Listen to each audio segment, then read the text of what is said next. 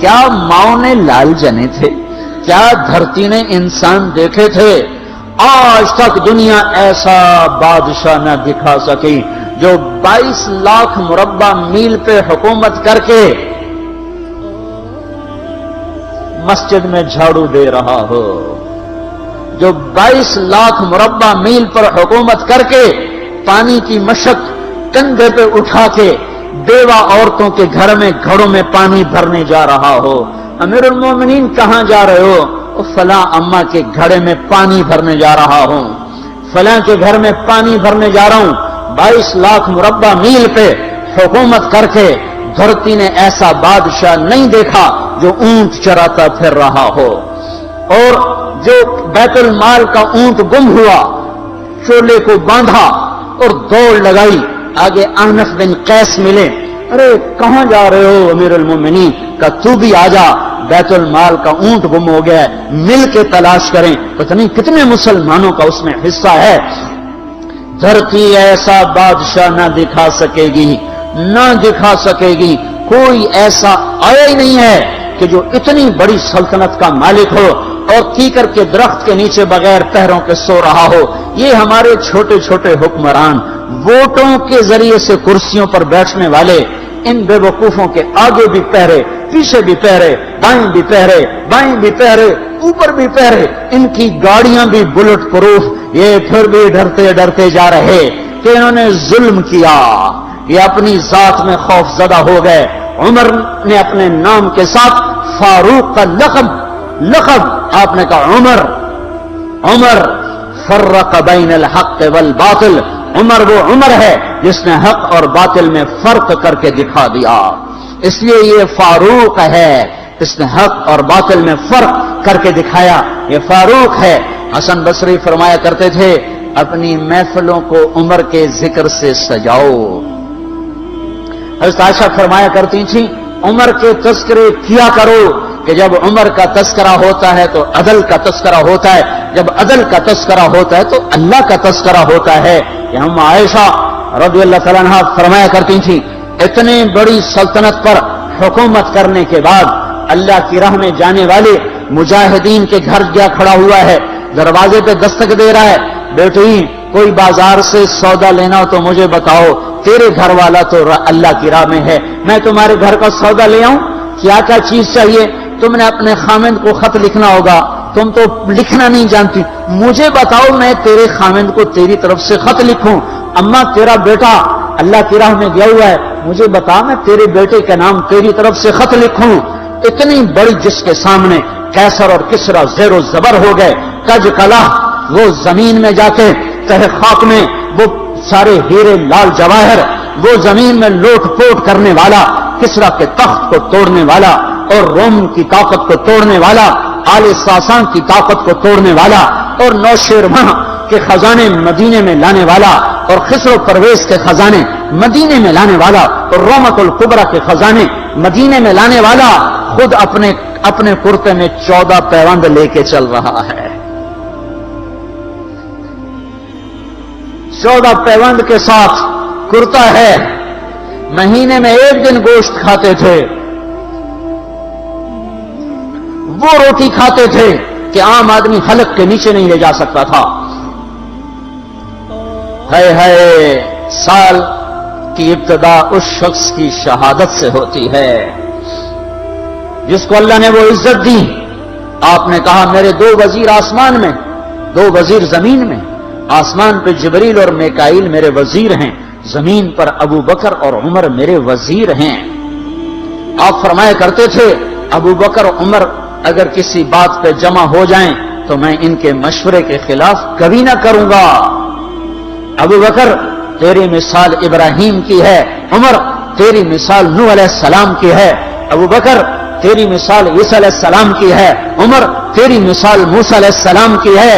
آپ مسجد میں آئے، آپ کے دائیں طرف ابو بکر تھے، بائیں طرف عمر تھے، آپ اندر آئے اور کہا دیکھو اسی طرح قیامت کے دن ہم اٹھیں گے کہ میرے دائیں طرف ابو بکر ہوگا، میرے بائیں طرف عمر ہوگا اور ہم ہاتھوں میں ہاتھ دیے ہوئے اٹھائے جائیں گے۔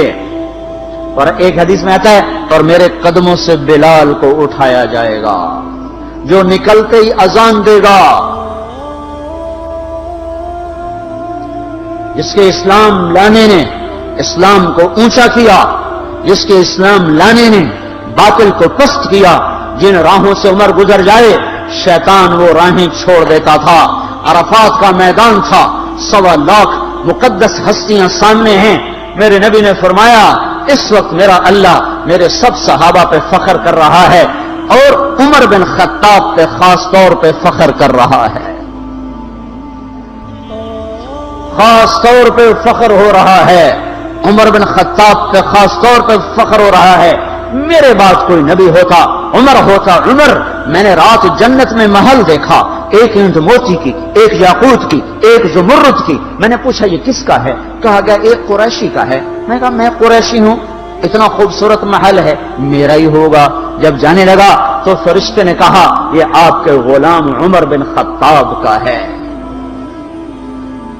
وہ کیا مبارک لوگ ہیں کہ جنہیں نبی کے گھر میں قبر نصیب ہو، ایک طرف ایک ساتھی، ایک طرف دوسرا ساتھی، جن کو نبی کے دو پہلوؤں میں جگہ ملی ہو۔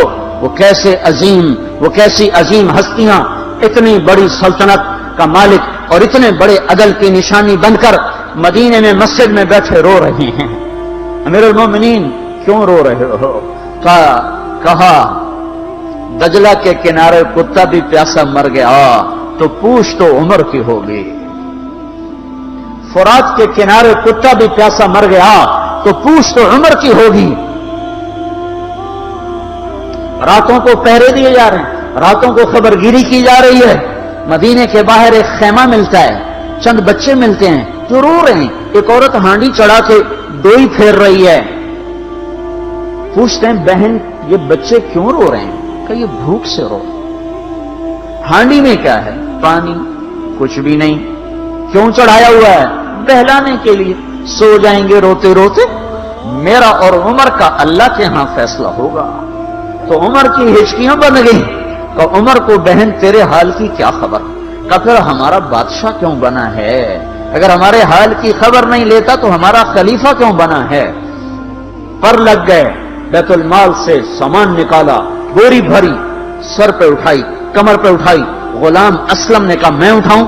کہ قیامت کے دن بھی میرا وزن تو اٹھائے گا۔ اسی طرح بھاگے ہوئے آئے، پنیر نکالا، آٹا نکالا، گھی نکالا، شہد نکالا، ڈال کے ہانڈی میں نیچے آگ، خود دھواں گیلی لکڑیوں میں پھونکے مار مار مار آگ جلائی، حلوہ تیار کیا، پھر پلیٹوں میں ڈال ڈال کے بچوں کو کھلایا۔ وہ عورت کہنے لگی کاش عمر کی بجائے تو خلیفہ ہوتا۔ تو یہ نہیں کہا کہ میں ہی عمر ہوں، میں ہی عمر ہوں۔ فرمایا جب کل تو امیر المومنین سے ملے گی تو مجھے بھی وہیں دیکھ لے گی، مجھے بھی وہیں پا لے گی۔ پھر وہاں بیٹھ کے دیکھتے رہے، اٹھ کے چل دیے۔ بچے ہنسنے لگے، کھیلنے لگے، تو اپنے غلام سے فرمایا میں نے انہیں روتا دیکھا تھا، میرا جی چاہا میں انہیں ہنستا بھی دیکھوں۔ 22 لاکھ مربع میل پہ اسلام پھیلا کر حکومت اس سے بھی بڑے علاقے میں لوگوں نے کی۔ چنگیز نے اس سے زیادہ فتوحات کی، محمود غزنوی نے اس سے زیادہ کی، سکندر تیمور نے اس سے زیادہ کی۔ پر فتوحات کر کے یوں خدمت کر رہا ہو، پانی بھر رہا ہو، اونٹ چرا رہا ہو، امامت کرا رہا ہو، 14 پیوند لگے کپڑوں کے ساتھ خلافت کے تخت پر بیٹھا ہوا ہو، یہ دھرتی میں پھر کوئی نہیں آئے گا۔ ہے نماز میں خنجر لگا، نماز پڑھاتے ہوئے 27 ذوالحج، 27، 28، 29 یکم کو انتقال ہوا۔ یکم محرم موت کے آثار گہرے نظر آئے۔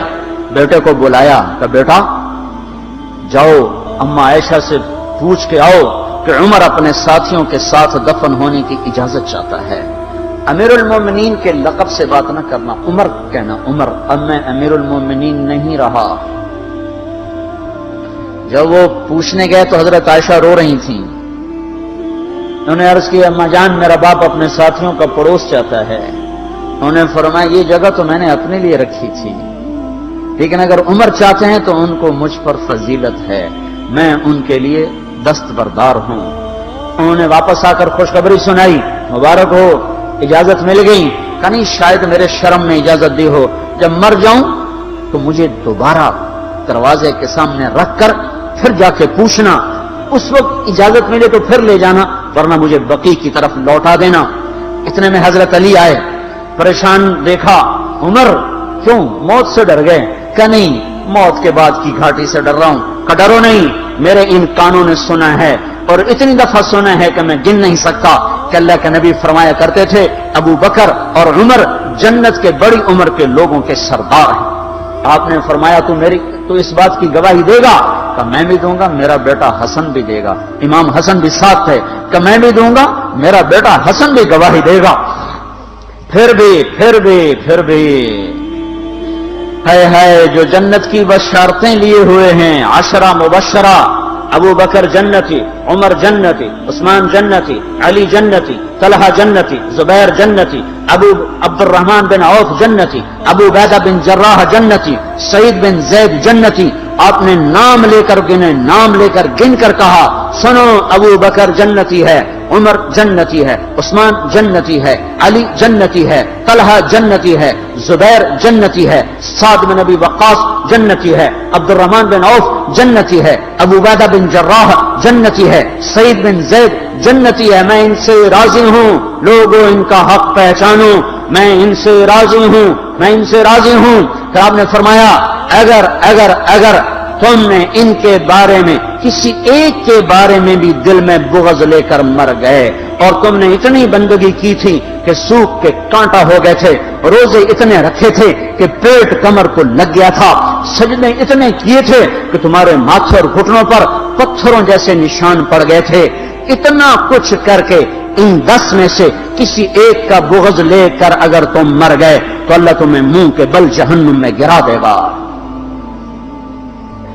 لوگوں میں ان سے راضی ہوں، ان کا حق پہچانو، جن کو اللہ بھی رضا کے پروانے دے رہا ہو، جن کو اللہ کا رسول رضا کے پروانے دے رہا ہو، جن کو وزارت کا شرف مل چکا ہو، نبی کے پہلو میں قبر جن کی بننے کا اعلان ہو چکا ہو، وہ موت پر کیا کہہ رہا ہے؟ موت پہ کیا کہہ رہا ہے؟